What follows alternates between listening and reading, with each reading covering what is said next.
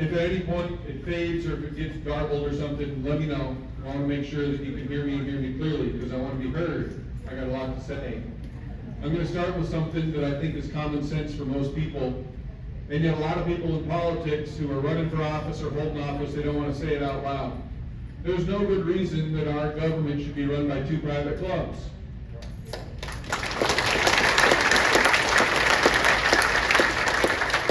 There's a lot of people in leadership of both of these private clubs who are actually much more interested in beating up on each other than they are in solving the problems that all of us face. And they've noticed that actually the route to getting reelected is just beating up on the other guy, because most of us would feel at the end of the day trapped into voting for the one that is the lesser of two evils. And it's easier to do it that way because solving problems can actually be pretty hard. You gotta read things and learn stuff. My goodness. You gotta talk to people you don't even like. Oh no. And so they figure, well, I don't want to do all that hard work, but I could probably get reelected anyway just by lying about and demonizing the only other realistic option on the ballot, which makes all the rest of us living in a world where we're getting fewer and fewer problems solved, but we're still frustrated and facing more and more problems.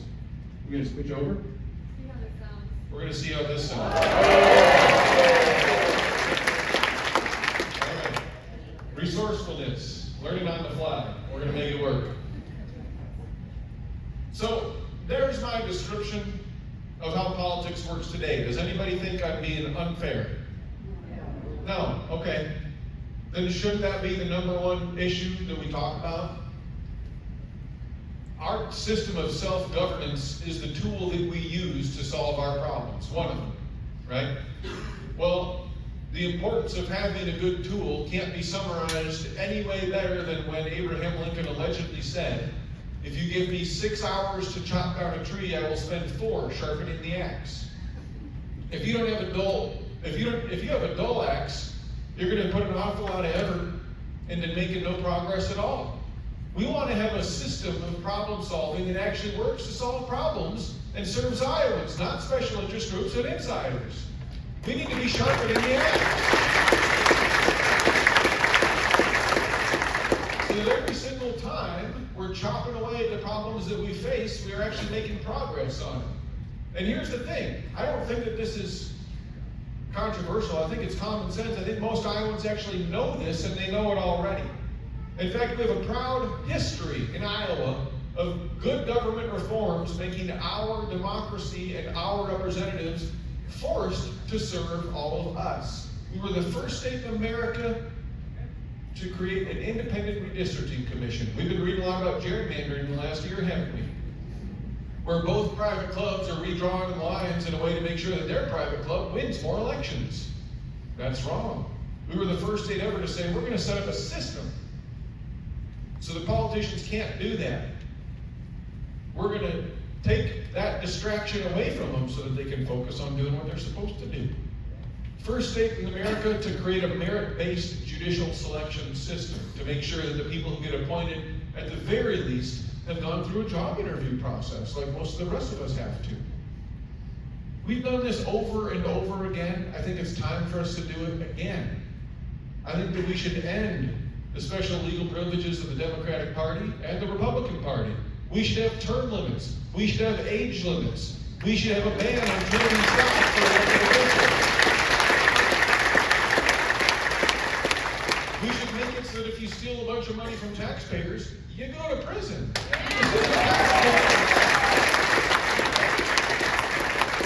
We should make it so that before you get on the ballot, you gotta pass a civics test.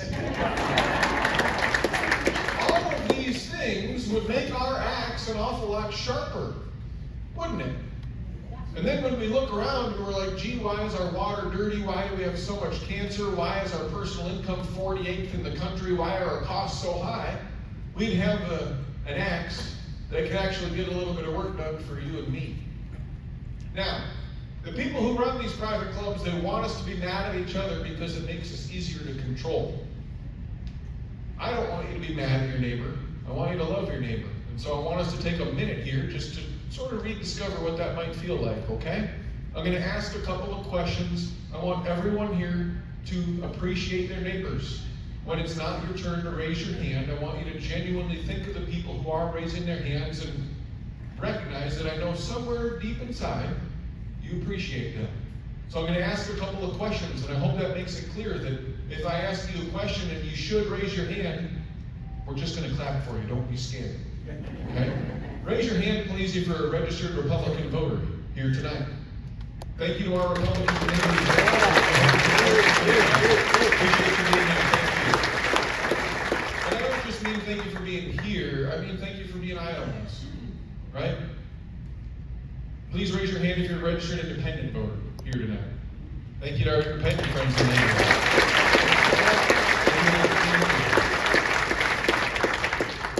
And let's make sure we give a round of applause to the Democrats, just so we're being fair. Thank you to the Democrats for being here as well. And then just to prove that Democrats and Republicans can work together, with independents too, I'd like us to sing. Just the first verse of America the Beautiful. It starts, "Oh, beautiful for spacious skies." I have the microphone, I will not kick us off. But, and sometimes we get a dangerous situation where it starts in different locations at roughly the same time. I'll just pick a spot. Someone over here. Start, "Oh, beautiful for spacious skies," pick a note, and we're going to join you.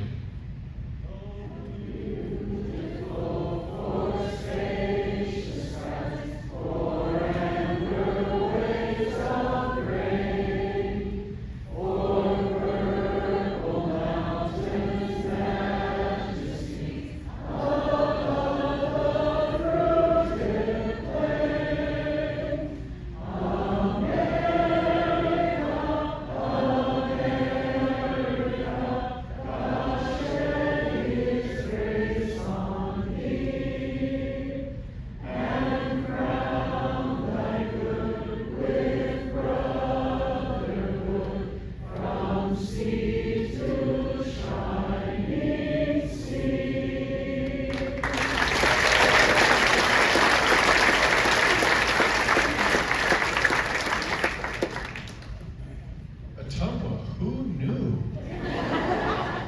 Look at you. I think politics should be more like this all the time.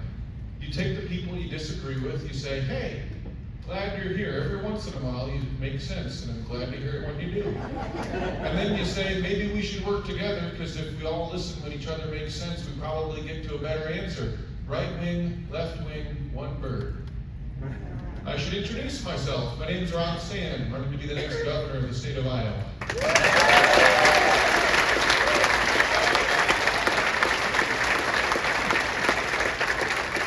How many of you have never been to a town hall with me before? Whoa, holy cow. Hey, all right. Well, if you've been to one before, you're going to hear some stuff you've heard before then, because you got a lot of neighbors that haven't been. I do one every single town hall. I do one every single year in every county, so I'm in Wapello County once a year as your state auditor. I'm going to continue doing that if I'm your governor. I was born and raised in Decorah. My dad's family is from Norway, so they came off the boat, came to Wapello County in the 1800s, have been hanging out there ever since. My mom is a mutt from Cedar Rapids. Her dad is from Fort Dodge, so different spots. My wife is Christine. She grew up in Denison area and then Ames. We've been together for 16 years, married for 14 years. Our sons are 12 and 9. So no diapers, no naps, no teenagers. We are having fun. When I was growing up in Decorah, four important parts of my upbringing were going to church on Sundays, hunting, fishing, and my first job, which was catching chickens. 3 of those 4 things I still enjoy today. When I first registered to vote, I registered as an independent. If you listen to the start of this thing, you're probably not surprised. I would have told you the same thing back then. I don't know why we have to be Democrats and Republicans. Who cares? What I care about is what you believe. What I care about is what's in our hearts and what's in our minds and what we know to be true if we're asking tough questions to ourselves and to each other. And it shouldn't matter if a bunch of other people think a thing or not. If you don't think it's true, then don't say it. Now, that said, I realized in my early 20s that you have to register with a party if you want to vote in a primary. Let me rephrase that in a way that makes it clear how stupid that is. In a country, America, where you have a constitutional right to vote, and there's an election that your tax dollars are paying for, you got to join a private club before you're allowed to participate. Says who? I think that that's un-American, and I think that we should change it. When I talk about ending, when I talk about ending the special legal privileges of the Democratic and Republican parties, that's one of the things that I'm talking about. Making that so that independent voters have an equal voice. Now, in my early 20s, I said, okay, I guess I got to join one, and so I did. I registered as a Democrat for a few different reasons. My faith teaches me to look out for the little guy. The last of us shall be made first. What you do to the least of us, you do to me. I think that Jesus is for the little guy. I also really like having clean water to fish in and clean water to drink. And I think that you should be able to enjoy God's creation outdoors even if you don't own land. It doesn't matter if you don't have enough money to buy land, you should be able to enjoy the great outdoors, public lands. Also, I remember Bill Clinton balancing the budget using the surplus to pay down the debt. And I remember thinking as a teenager when that happened, ooh, thank you, that's a lot of money. Those are many of the reasons why I joined the Democratic Party. When I joined the Democratic Party, I didn't leave my independent mind behind. And I've said things in the course of this campaign that some people in my party are upset by me saying. I'm not sorry. I'd rather tell you what I think than try to remember what I said. It's a lot easier.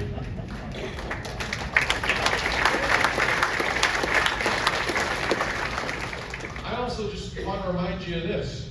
If on the most important issues to you, you think that I'm going to do the best job for the state of Iowa, then you should vote for me.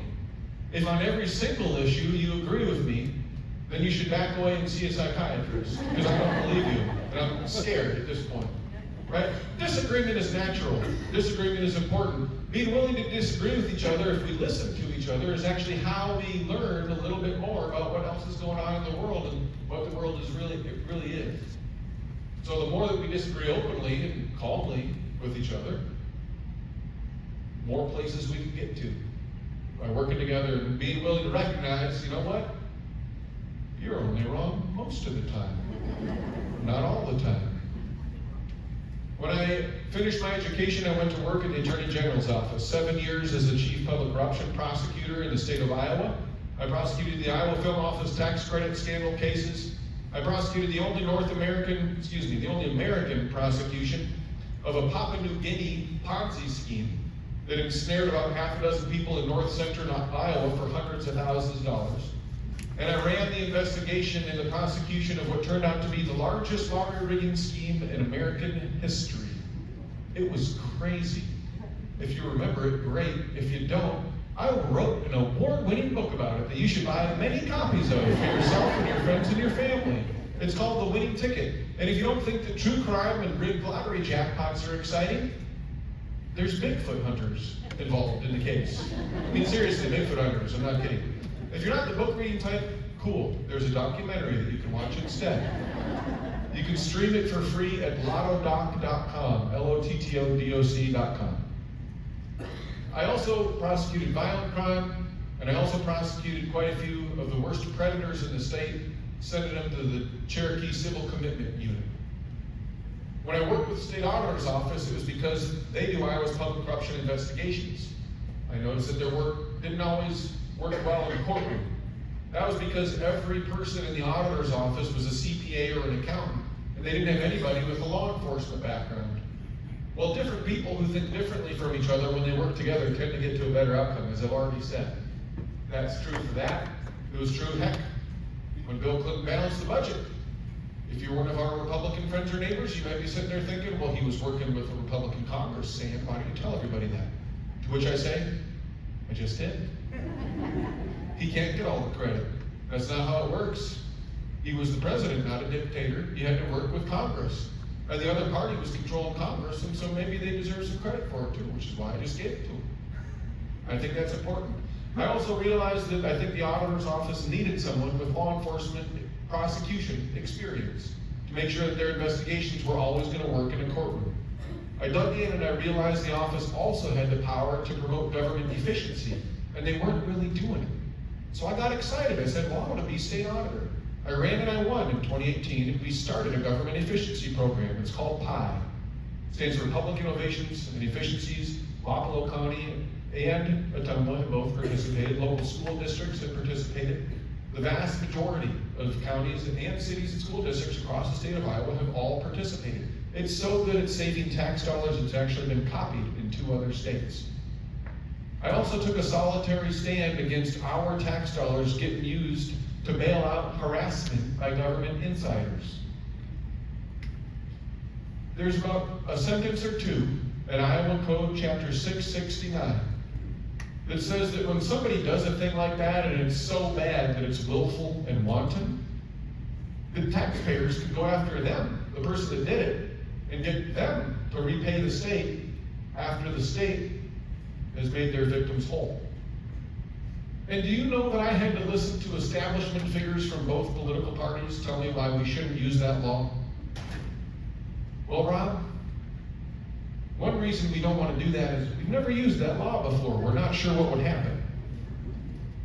Well, sounds like today's the right day to start then, because you saw the facts and I saw the facts, and this person should get held accountable for what they did. And if we start trying, pretty soon we'll actually be doing it, won't we? If we just sit there and we don't even try, then it's not going to get any better, is it? Well, okay, Rob, but we don't want to discourage people from joining public service. Some people we do want to discourage from joining public service, actually. I'm very confident of that. There are some people where if they want to have a position of power and trust in society in order to do what they want instead of serve us, then I want to discourage them from doing that. I didn't just go along with it and pretend that those words didn't exist in Chapter 669. I made life very awkward for myself. I made powerful people in both parties very upset with me for pointing this out and voting no repeatedly. I could have just pretended that those words didn't exist and, skated by. But I didn't. You know why? Because when powerful people get mad at me, I don't care. I'm going to do the right thing anyway.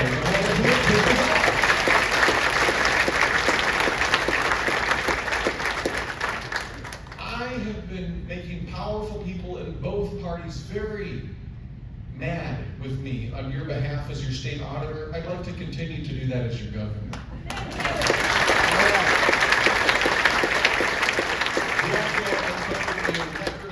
Misspent money across the state of Iowa in my first term. We did that because I built a senior leadership team of a Democrat, Independent, and a Republican. And the Independent and the Republican had actually made campaign donations to my opponent. So what? If you're doing politics, I suppose you don't promote the people that disagree with you. But if you're trying to do public service, you probably recognize that the people who voted for the other people are still people. And their views are, again, only usually wrong, not all the time. And if you don't welcome them in to help you make better decisions, then you're going to make worse decisions, which is bad for everybody. So I actually promoted people that supported my opponent. That to me seems like common sense. I would do it again. In fact, I did do it again. When they retired, I replaced them with other people that were not Democrats that had supported my 2018 opponent. I want to work for everybody. That's what public service is supposed to be about. Now, after we built that team that uncovered a record amount of misspent money, the legislature came to town after I got then reelected, and despite bipartisan opposition, passed a law to make it harder for us to find misspent money. Every single government watchdog in America that weighed in on this law said it will lead to an increase in waste and abuse of your tax dollars. Every one of them. George W. Bush's Comptroller General of the United States of America wrote our legislature 2 different letters saying, hey, this is dumb, you shouldn't do it. And then they made some amendments to the bill, and he read it, and he said, hey, I read your amendments. This is dumb, you shouldn't do it. They did it anyway. Where are we as a state right now? I mean, think about this for a second. We are still in the state of Iowa, but I just described a law for you that sounds like it came from Illinois. Right? How did we get here? We know the answer. This is what we talked about at the beginning. Little private clubs that run things. And one of them has had total control in Iowa of budgeting and lawmaking for 10 years. Yeah. You know what that gets you? Corruption. Too few people with too much power for too long is a bad thing. Power corrupts, and absolute power corrupts absolutely. I'm not telling you that the answer to this is to give the other private club 10 years of one-party control. If you think that's the answer, you're missing my point. Take a vacation to California or New York. You'll see what I'm talking about. They aren't utopias. They've got problems. Some of their problems are different because the parties are different, but some of them are the same because no matter where you go, human nature is the same. Too much people for too much power for too few people for too long is bad. The answer is getting back to what Iowa has always done. Bipartisanship. Making the people work together no matter what their political views are. Because here's where we are. This is how bad it is. We're 48th over the last 3 years for personal income growth. We were number 1 last year, and we're number 2 this year for cancer growth. Our education system, which when I was growing up was at the top, is now literally in the bottom half in America. And they're in the Capitol building going, hey, we got a real problem we need to address. The state auditor keeps doing his job. How are we going to stop him? They didn't just pass that law, they even had another one the next year that they came after us with, they didn't pass. This isn't going to stop until Iowans stop it. Here's how we stop it. If I win this race, I'm going to be working with the Republican legislature. If that's news to you, good evening, you slept in. It's 2026. I don't know what year you fell asleep, but the Republican Party has large majorities in the Iowa Senate and in the Iowa House. Some of the people in those majorities would even tell you that they themselves wish those majorities were a little smaller. But they're still going to be there after Election Day. That's just where we are. If we balance them out with me as governor, we're going to be in a better place. Because you know why? They'll remember, hey, wait a minute, the governor, they're not our party boss, they're a co-equal branch of government under the Constitution. They'll go, you know what's really important now that Sand is governor? We need to have a powerful state auditor who can actually do their job of auditing. Because by golly, we've got to look after him and make sure that nothing's going wrong. And I'll say, yes, let's do that. And we'll get back to a situation that has been an Iowa tradition, our culture. This is how we do things everywhere in this state. At the end of the day, we sent Tom Harkin and Chuck Grassley to the United States Senate together, not because we didn't realize they were in opposite political parties, because we knew they were. And because at the end of the day, we knew if they tried to do something way over here or way over there, they'd cancel each other out. Same in Des Moines. 30 of my first 34 years alive, we had divided government in Des Moines. And I heard a Republican and a Democratic leader, legislative leader, say together, we do our best work when we are forced to work together. Forced by the people of the state of Iowa. Because then the solutions that you address, the problems that you address, are the ones that most of the people in Iowa, no matter what their party affiliation, can agree are problems. And you look at those problems and you address them with the solutions that the vast majority of people in Iowa, no matter their party affiliation, can agree are solutions. This is called common sense. Dangerous concept that we have to reintroduce to the folks over in Des Moines again. They're desperate to convince you that there is one party that has all the right answers all the time. We all know that that's not true. That's one of the reasons that I disagree with my own party. Publicly. If we do this, we're going to be doing what you all do every day. You do it in your coffee groups, you do it in your knitting groups, you do it in your sewing groups. Like Grandpa Bob was doing it at 6 a.m. Hardee's coffee and then 7 a.m. McDonald's coffee. You sit there and people trickle in and you talk a little bit about the weather. By the way, did you get up Saturday night? It was so nice on Saturday. That was like our first day of like freedom from the oppressive heat and humidity of summer. I hope you enjoyed it. And then after you talk about the weather, you talk about each other and how everybody's doing. How are you married? Good? Good. And then sooner or later the news comes up and you chat about the news. And you each listen to each other, and somehow by the end of that, you're kind of all in a place where you're like, yeah, why is this so hard? Why can't they fix the problem in Des Moines or in DC? But we're sitting right here today, solving the world's problems. Yep. When Iowas sit there and they solve the world's problems, they don't check your party ID at the door. We don't have a table with 5 people at it, and once the 5 seats are filled, check to see which party has the majority and then tell the minority party, now you sit there and you shut up and we're going to solve the problems. No, because that would be mean. We're Iowans. We're nice. We are humble enough to recognize that no one person has all the right answers.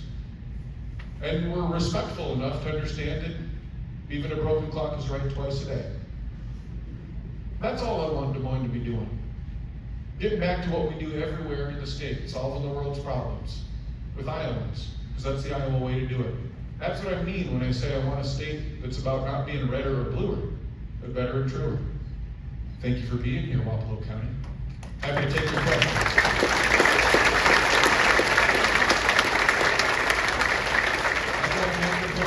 Joe has a microphone.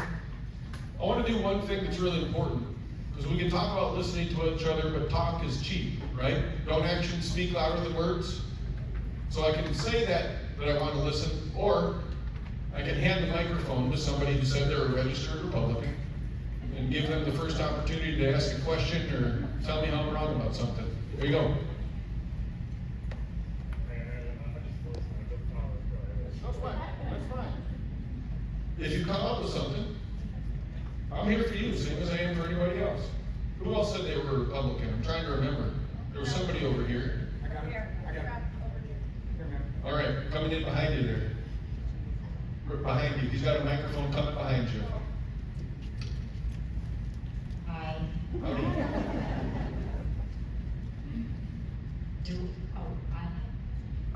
Did you raise your hand?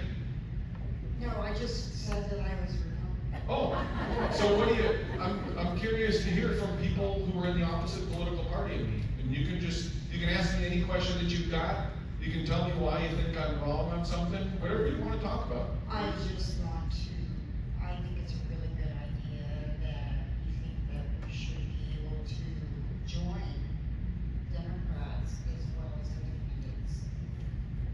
Democrats, independents, and Republicans together. Thank you.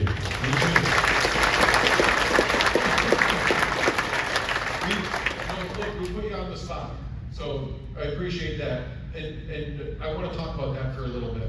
Here's specifically what I'm proposing that we do. So we talked a little bit about the laundry list of things everyone's really familiar with, right? Term limits, age limits, cognitive tests, that stuff. Here's the other thing, and I think this is really important. If you really want to make it look like we're solving the world's problems, here's what we do. To your point, to bring together Democrats, Independents, and Republicans. We should not have 2 separate primaries for these private clubs. We should have the people's primary because it's our democracy. No matter what parties we affiliate with, it's our democracy. There should be a single public primary. You can call it the people's primary if you want. Every person that is running for each office is on the same ballot. All the Democrats, Independents, Republicans, Libertarian, Green Party, whatever. And then every eligible voter walks in and asks for the ballot, because this is our democracy. For each office, you fill in 1 bubble. Just whoever you want the most to advance to the general election. And then the winners advance, not the top 2. Because if it's the top 2, it's just, I mean, you've heard it 1,000 times, right? I may be a thief, but my opponent is a thief and a murderer. Vote for me. Not just the top 2, the top 4. We send the top 4 to the general. And it doesn't matter if there's no Democrats or if there's no Republicans, because all that matters is you had the most people that voted for you. With the top 4, I want to do something that Fargo, North Dakota invented. It's called approval voting. Here's how it works. I'm going to explain it in 2 sentences, and you will have no doubt how it works. Here are 4 people running for office. Vote for as many of them as you like, and whoever has the most people that approves of them wins the election. Pretty simple, right? So you can, if you're big on private clubs and you're super proud to be in your private club, you can just vote for the 2 that are in your private club if there happen to be 2. If you care about something old-fashioned, like, I don't know, say, character, and there's one candidate that's in a party that you don't often vote for, but doggone it, darn them, they're just so dang impressive when they open their mouth. And you know that your kids or your grandkids, you'd want them to hear how this person talks if they're in office. And you just can't help yourself but fill in the approval button next to them, and you could vote for them too. If one of the 4 is your ex, you could vote for the other 3. You have total freedom to support as many of the 4 as you want, because you're no longer trapped into voting for just the lesser of 2 evils. Good. I want to talk for a minute about how this brings us together, because you made that point. If I'm running for office, and what's your name? Rebecca. If I'm running for office and Rebecca's running for the same office, and I think I know you, don't I? Tell me your name again. Rick. If me and Rebecca and Rick are running for office, the same office, against each other, only one of us is going to win, but it's approval voting, I'll know that each of you has a bunch of people that really wants you to win, but then also your supporters can approve of me, or they cannot. And that at the end of the day, if I want to win the race, I need to try to get as many of your supporters to approve of me as possible, even though they really want you. Because if I can get them to do that, I increase my odds. How will I treat Rebecca and Rick if I want their supporters to also approve of me? Respectfully. Nicely. Whoa. You mean we can get politicians to behave like ordinary people just by giving them a reason to do so? Wouldn't that be nice? It would. It would. If Rick and I have a disagreement, I might say, well, Rick and I disagree. And that's okay. We're different people with different experiences. I respect his experience. I just land in a different place. If Rebecca and I agree on something, we might actually have campaign events together to highlight our agreement. Because maybe it's an issue where 70% of people are with us and 30% are over there with Rick. So we have an event where we go, hey, we're the ones that support this. Can you imagine what it would be like to live in a world where politicians speak respectfully and kindly about their opponents? Can you imagine the virtuous cycle that would initiate instead of a vicious one in our politics and in our conversations? And imagine, too, what it would mean for your own relationships with people that you love. Who right now, you got people in your party trying to tell you everyone that votes for the other guy is bad or evil. But you know that person and you don't want to think that about them. Raise your hand if you've seen your relationships be destroyed by politics over the last 10 or 15 years. Why are we putting up with this? Why are we putting up with this? Think about how much weaker we are because we've been told to hate our neighbors. Think of how much less we can get done because we've been told that something's wrong with the people who vote differently than us, that they're irredeemable somehow, or that we can't come together. It's wrong and we have to fix it. We should bring Democrats, Independents, and Republicans together, Rebecca. Appreciate you making the point. That's one good way to do it. Who else has got a question for us? Just raise your hand. You got somebody, Joe? All right, I got the next one over here. Hi. How are you? I want to talk about cannabis. All righty. So we want to legalize cannabis and stop going Missouri and all that. So are you planning on putting limits on THC as far as the percentages? This is a great question. Referencing the bill. Do you have more? I don't know about the bill in November, but yeah, if you're gonna put limits on the THC, people are still gonna go to Missouri and it's gonna be pointless. Okay. So here's what I've said consistently on cannabis. We should treat it the way we treat alcohol. And I'm gonna give everyone that maybe is paying less attention to the specific issue more of a primer, and then I'll get there. So we should treat pot the way we treat alcohol. These are dangerous drugs.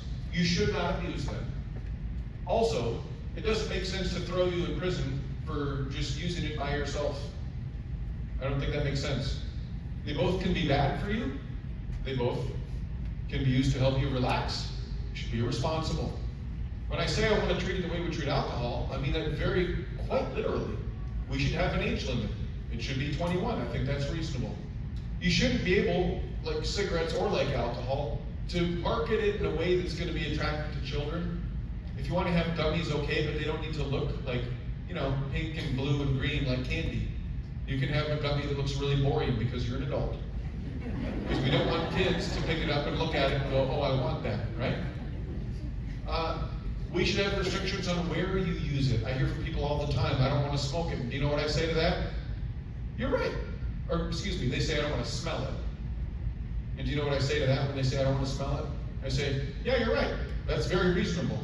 You shouldn't have to. And so, no public smoking of marijuana so that nobody has to smell it.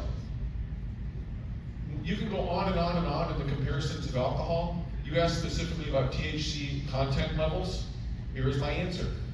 We can see how much alcohol is in alcoholic beverages that we buy. Different beers, it's always printed on the outside of the can. Hard liquor, which is higher alcohol content, has an entirely different treatment system together, different taxes and different ways of labeling it. I think we need to label it in a way that provides absolute clarity, because some people say, well, it's a lot stronger than it was in the 70s when I used it, to which I say, I wasn't there, I don't know. But the underlying point of the people who say that is this can be dangerous and it can be stronger than you think, to which I say that we need to label it at a level where people understand what they're getting into, right? Does anybody think that right now there are a handful of people in Wapello County who drive to Missouri every now and then to buy what they want, and then they bring it back here? God bless the sheriff's department. They're doing their work. Some folks in law enforcement say, I think we need to have it be illegal. Other folks in law enforcement say, I got more important stuff to do. I'm not going to be here to tell folks which side they need to be on it. I'm just here to say, this is the reality. People are already driving down there, they're buying it, they're bringing it back. It's a dangerous drug. You shouldn't abuse it. It can be bad for you. I don't want your tax dollars to pay for 3 hots and a cot just because someone sitting in their bedroom and smokes pot. That's silly. You are correct, sir. Thank you. Is your hand up? All right. There's a couple of things that have affected my life in the last 10 years, and one of them was the elimination of collective bargaining for public employees and school personnel. And everybody was giving public money to private schools that I don't know.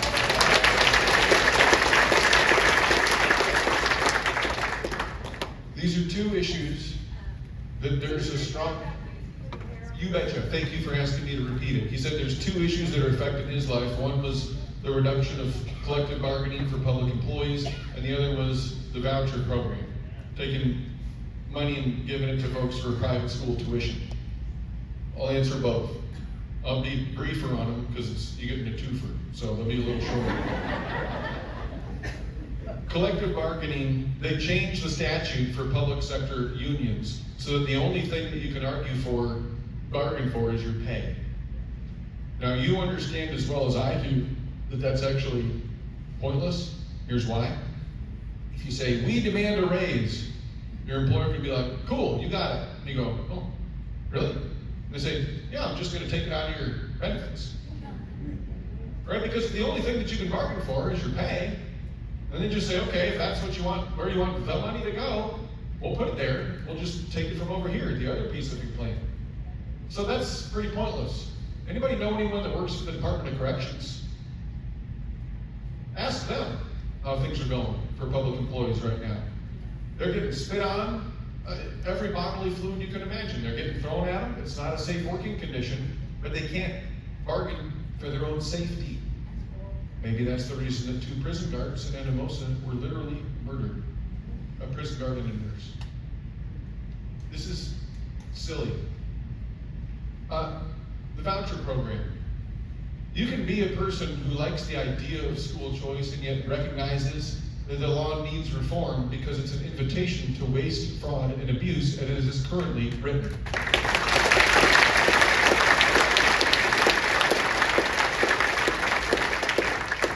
I read this when it was a bill before it became a law. And what I found was the following. All the money has to get paid as tuition. So that's where the money goes. 100%. Until tuition is paid, that's what it's going for. And so I thought, oh, well, where are the restrictions on what the private schools can and cannot do with the money once it's paid as tuition? One thing.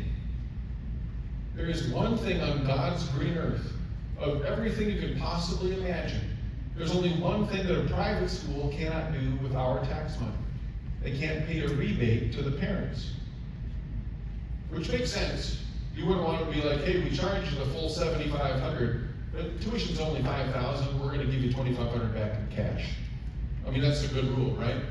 Does anyone else think they can think of, I don't know, 300 other things that you shouldn't be able to do with tax dollars in the state of Iowa? How about buy booze? I mean, you could literally buy booze as a private school right now with tax money, and you'd be legal in doing it. And I don't know how we would find out that you did it, because we're not allowed to audit private schools using public money. Anything you can think of, they can do. And in addition to that, again, the state is not allowed to audit the private school for how they're spending tax dollars. So when I realized that, I took that to one of the guys in the legislature who was pushing for the bill. And I walked him through it, and at the end I said, so there's no oversight. And he says to me, I know, we don't want to have public oversight of private schools. Then don't give them public money. I want public oversight of public money, and if you give private schools public money, we should be able to see how they're spending it because it's public money.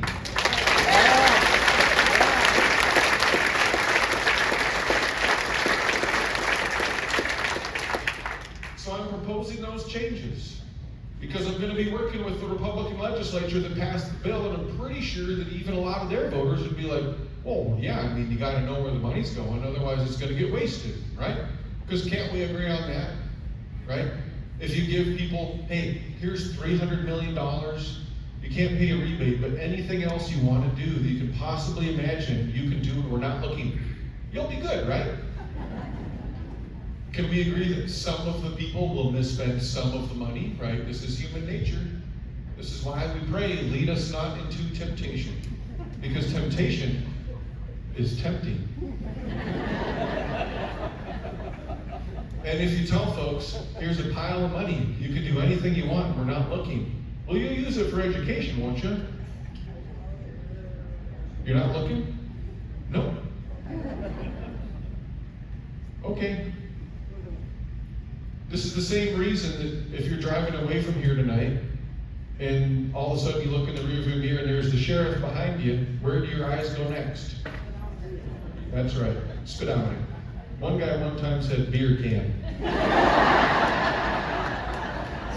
I think about that guy more than I need to. He worried me. There are people whose job it is to help the rest of us be led not into temptation. Because when you know law enforcement is there, we all behave just a little bit better, don't we?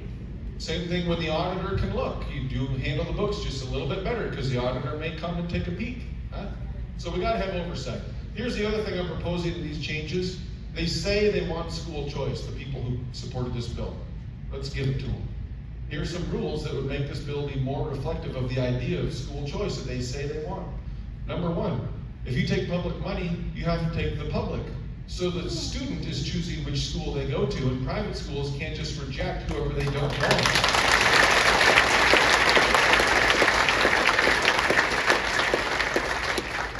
Number two, if you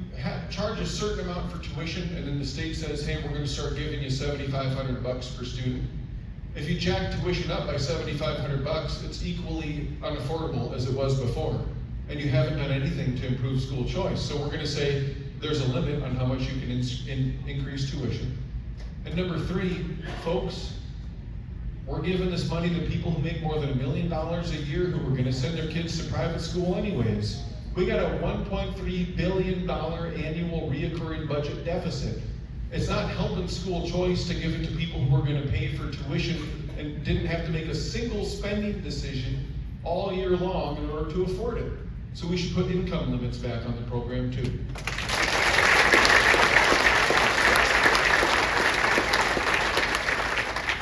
Who else has got a question for us? I got one. Oh, you got one. All right, I'll come to you next. Go ahead, Joe. Two more. Oh, two more, okay. Thank you. My name is Colton Jones. I'm actually the current Democratic candidate for Iowa House District 25. All righty. I cover the city of Ottumwa and Wapello County. My question, and forgive me if you already touched on this, I was a little bit late to the party, but one Are thing. you an EMT? Paramedic, yes. Paramedic, thanks for doing that, public service. Yeah, of course. So, one thing I've been paying attention to recently is the governor's new crime bill that was passed.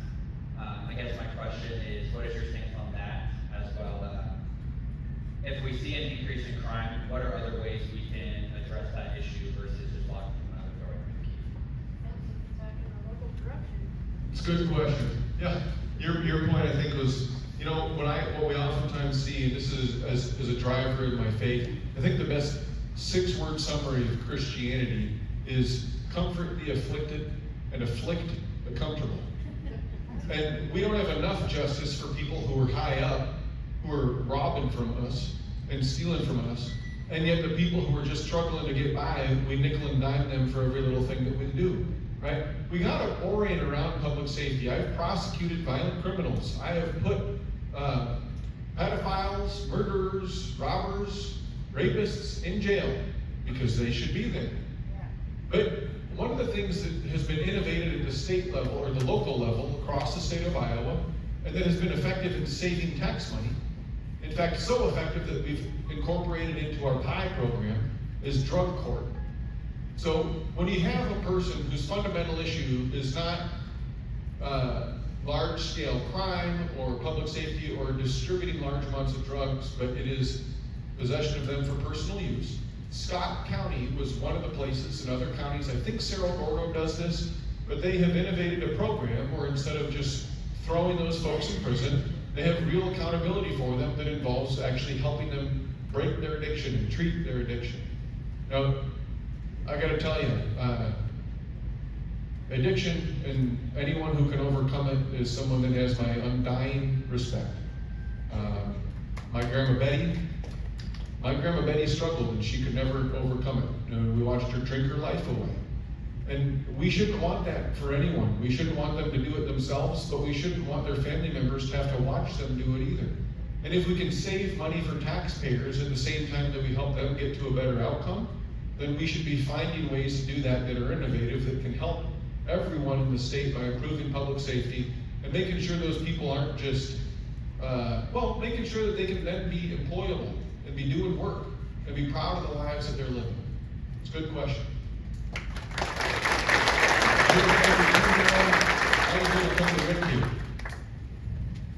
Our Medicaid program in Iowa is broken, as you know. I hope one of the first executive orders that you're willing to write when you become our next governor is to abolish the for-profit MCOs that are administering the Medicaid program, because Iowa did it much better when they did it, and they didn't waste billions of dollars like the MCOs have in the last 10 years.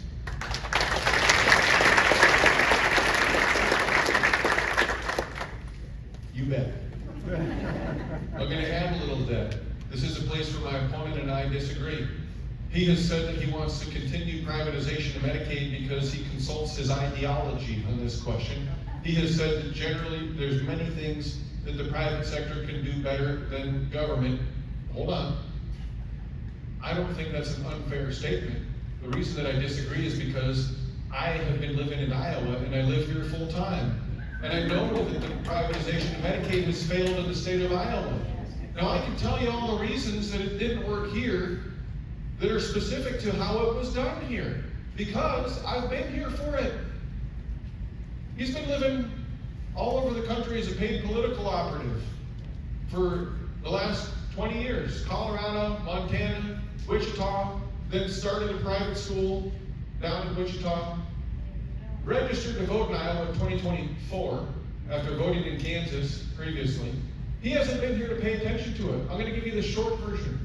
Why did it fail in Iowa, even if in general it might succeed somewhere else? Well, number one, because when the state was doing it, they actually took some of the cost-saving measures that private companies use and just stole them to save tax dollars. That's another one of those innovations that Iowa has done where we've been a good government state. And so they had already trimmed a lot of the fat off the program.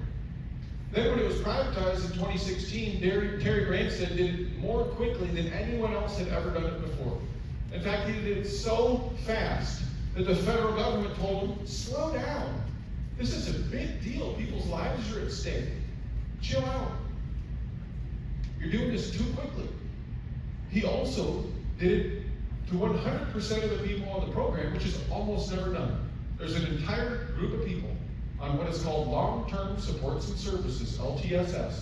It is very rarely privatized because, let me say it as plainly as I can, you cannot give a quadriplegic incentives to cure their quadriplegia. It's offensive, even the idea of it. But we privatized their care here in Iowa, and because we had already trimmed the fat, and then we did it so quickly, and then we did it so completely, I don't think that the MCOs that were coming in had any idea that they were really going to have to just deny care to people who were supposed to get it and deny payment to medical providers who were supposed to be getting paid in order to make profits for their shareholders. My opponent doesn't know that because he's not living in Iowa.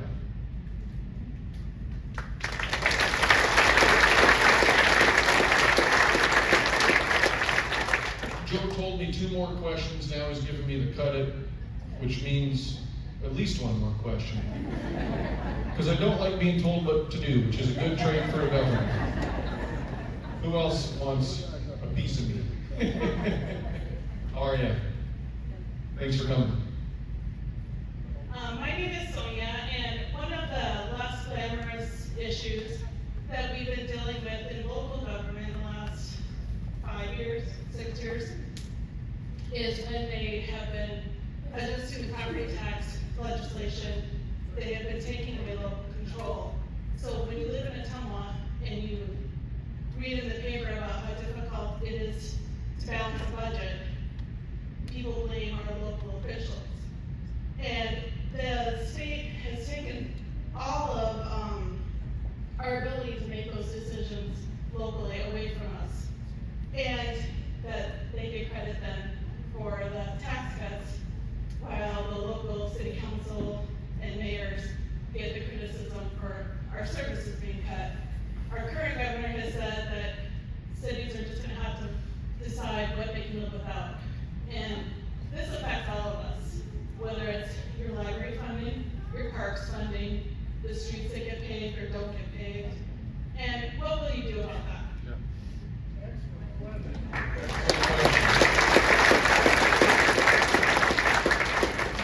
So, here's a very short answer. The legislature and the governor, just enacted the single biggest property tax reform in decades. We have to figure out where we are before we decide where we want to go. Cities and counties and school districts for the next year or 2, it's going to be very different and it is going to be very painful. But I don't want to revisit things until we really have a measure of just how they're working, okay? We got a lot of other things to address. The legislature just put a lot of effort and time into property tax reform. But in general, I come at this with the assessment that, and this is something I'm going to say that sounds conservative, and it is something that I believe, people who are closer to the people that they are representing tend to do a better job of representing them. There are 3 reasons I believe this is the case. Number 1, when you're representing a smaller geographic area, you know your strengths and your weaknesses better. And so you have a better idea of what's going to work and what's not. And so if you're able to have a little bit of freedom to figure out how you want to address an issue, you can probably find a solution that's going to match your own community. Number two, when we allow folks at the local level to try different things, some will fail, but others will succeed, and the ones that succeed, their ideas can be replicated elsewhere. But that doesn't work unless you allow folks at the local level to experiment a little bit. That's a good idea. Number three, it's pretty hard to find and have a face-to-face conversation with the people that represent us in Washington. Not quite as hard, but still hard to find the folks who represent us in Des Moines. It's pretty easy to find your local elected officials. Are you an elected official, Sonia? Stafford. You're an elected official, locally. They've got you surrounded, just so you know. Yeah, city council. They have you surrounded, don't they? Yeah, she's right here. She even raised her hand. She wasn't like, oh no, I don't want to, no, it's me. She's like, no, that's me right here. Which makes my point for me. That's one of the reasons that I want to require elected officials at the state and federal level to do regular public town halls.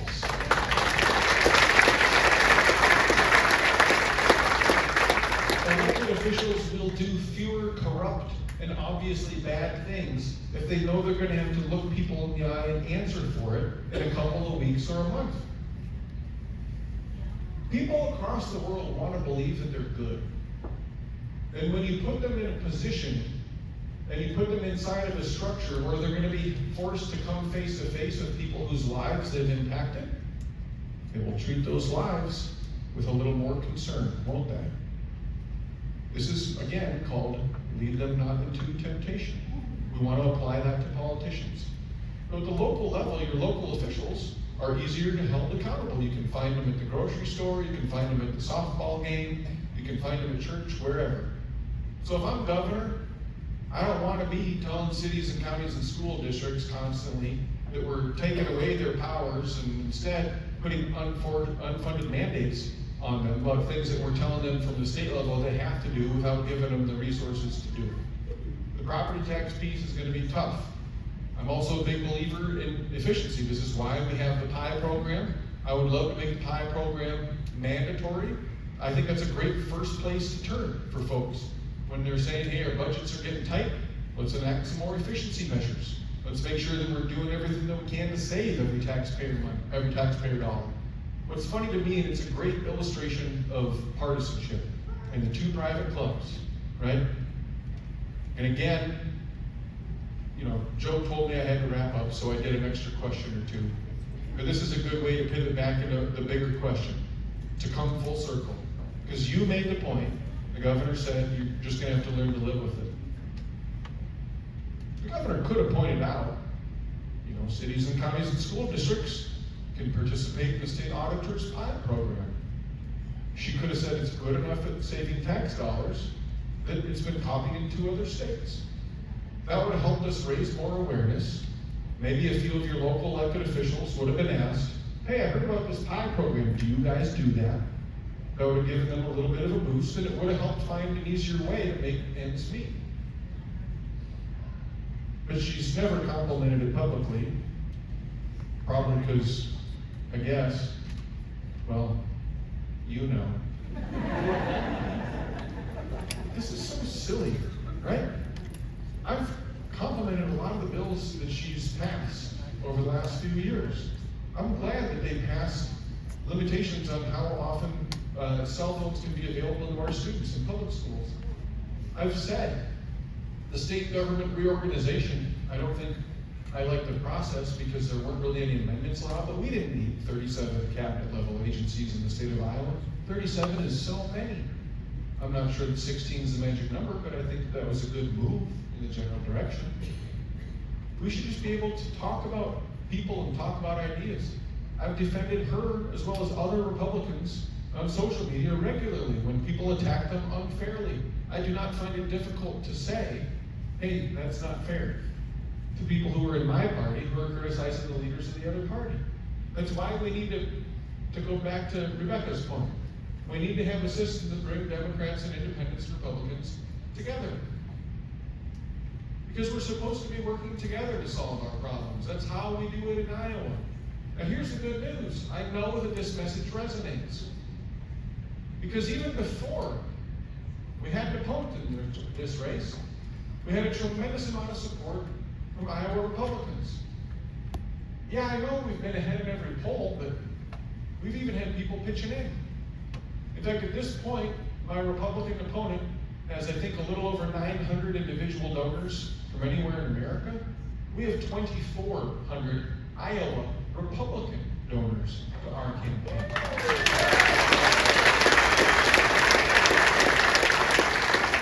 If you're sitting there as a hardcore Democrat and you're going, well, now I'm scared, don't be.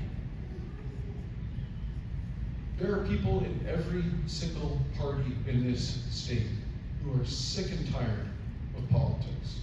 They are sick and tired of two private clubs beating up on each other.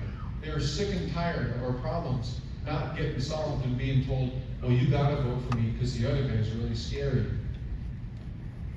That's why we're running this campaign, because this is the right thing to do. It's what we need to be doing. It might be a different message. It might be a little bit uneasy at first to hear something that doesn't sound like everything else. But I know when people take the time to hear it, it resonates. That's why we're doing so well. It's why we have to ask you to help us spread our message in this race. Please. I know we talked a little bit about my opponent. I want to make one thing super clear. I want you to remember one thing about him more than anything else. Are you ready for it? He's a human being, honey. Did you know that? I heard you say you're ready. What's your name? Boykin? Nice to meet you, Morgan. How old are you? 8. What about Big Brother over there? Is that Big Brother? Okay, phew. 13, all right. Did you guys know that the other person who's running against me is a person too? He's just a person. I think I'm the better candidate, but we should be honest about him, shouldn't we? And we should be respectful, shouldn't we?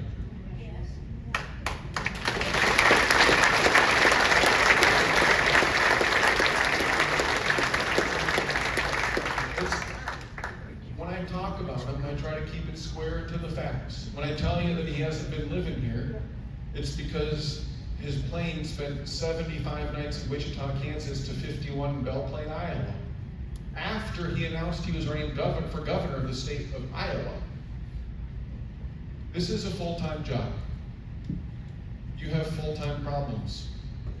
There's 3.1 million of you. That job will not be done as well by a person who's doing it part-time remote from Kansas. It's not an exaggeration. It's not something that he can just snap his fingers and change. He has real obligations in Kansas. Doesn't matter what those obligations are, what matters is that you deserve a full-time Iowan as your governor.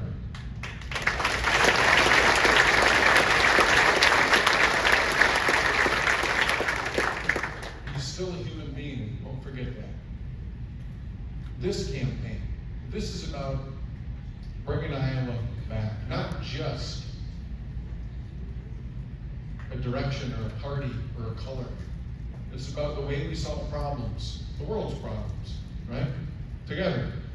It's about doing it the Iowa way, with common sense and decency and humility and some begrudging respect of even the people that annoy us the most. We can get back to that. I know we can. We need your help. If we want to win this race, we've got to have everybody helping out. 3 things that you can do to help. Number 1, please donate to this campaign. If you have donated before, thank you. You may now donate again. We use your donations to help spread our message. We also have to use it to respond when some other people lie about me. You might have noticed the campaign ads running attacking me, either earlier in the campaign or now. The one that ran for like the first 7 weeks of the race was so fundamentally dishonest that when the TV station saw their anchor's words getting taken way out of context, they actually made a news story on that TV station about how dishonest the television ad was. Which is impressive in a way. Or it's unimpressive. Is that impressive or unimpressive to be really dishonest? It's a high level of dishonesty. My opponent so far has gotten two things right about me that are accurate and fair and correct. I can skateboard and I do like pizza.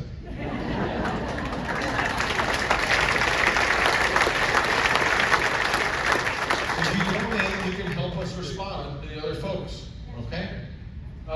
Two, please volunteer. You can sign up to volunteer on the way out. You also can sign up to volunteer at robsand.com, which is where you can go to donate too. I want you to have face-to-face conversations with strangers or with your friends. Or I want you to make phone calls to people when we're coming to their county to tell them, hey, Rob Sand is coming to your county. This date, this time, sign up. Whatever you can do is going to help us.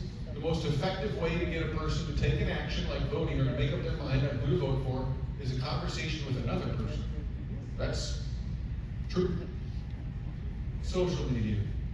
Social media is kind of like the plague of our time. You don't want to be in there, but you feel like you need to be in there. But then when you're in there, you're like, get me out of here. Right? It's shortening our attention spans, it's filling our heads with lies, and it's making us hate people that we love. But while you're there, please like and share my posts. It is free advertising. If you see posts that are lying about me, do not touch those posts. The only thing that any social media algorithm does when you touch a post, whether you comment on it or put a thumbs down or a thumbs up, is it shows it to more people no matter what you did. So be the change that you wish to see in the world. Do not touch posts lying about me. Instead, take your little bit of anger and go to my page and share 15 of my posts instead. Share 30. Have a contest with your friend to see who can share more of my posts. Share so many posts that your friends go, hey, did your Facebook get hacked? It's all Rob Sand stuff. I heard a little bit about him. Now I like him. I think I'm going to vote for him, but are you okay? Right? That'll help. Just keep sharing. Put a post up tonight or tomorrow. Tell people what you thought of this event tonight. Tell people what our plans are for the state of Iowa. Then when it gets to late October, come back to that post and share it again. Just say, hey, I told you this back in August. Just say it again. Let me know if you have any questions. I'm happy to answer them. Help your friends know that you were here. Help your friends get to know me. These are the things that if you do them, you can help us win this race. I know you can. I know you can do them. And I know we can win. I want to ask this and say this one more different way. I want to ask you a question here. Have you noticed that a lot of politicians run around talking about making a place red or blue? Think about that for a second. I don't, when my boys leave for school in the morning, tell them, be blue. Because they go, Dad, blue is a color. What are you talking about? But grown adults in our society have hit the point where the only thing they need to be told is red or blue, and they think that they've somehow come up with a great point to make, or that somehow someone has made a great point. That is how far down the abyss of partisanship, empty partisanship, we have gone. I know that's not reflective of the state of Iowa, not the vast majority of us. And those of us that are right thinking, that think about our values, need to come together to start advancing those values. It's the same things that we tell our kids when we send them to school, right? We say, be good, listen to your teacher, be nice to your classmates, help them out if you can, be respectful, do your best, tell the truth.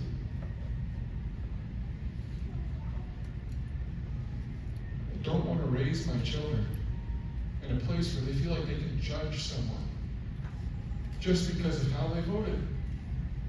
Where they are told that the world is so simple and complex that the only thing you need to know is if someone's waving a red flag or a blue flag. That is not the state of Iowa. That is not how we do things here. And I'm sick and tired of watching it be done to the communities that I grew up in, the communities that I've been serving since 2010 as your state auditor and as assistant attorney general. Our state, our people are better than that. I know they are. Those aren't values that belong to one private club or another. I'm sick of pretending that they do. I know we all feel this way, but we have to do something about it to get us back on track. If we do, we can get to a place where we feel like Iowa is Iowa again, where people work together, where they're willing to recognize when their neighbors that aren't their favorite neighbors are still right about something. And where at the end of the day, they look around and they say, hey, we're all in this together. What can we figure out that we can all agree on would be a good thing to do to make it work better? That's not complicated. That's the Iowa way. That's what I want us to get back to. Not a place where people argue about making something redder or bluer, just better and truer. I need your help to do it. I hope you'll help out. Thank you, Wapello County.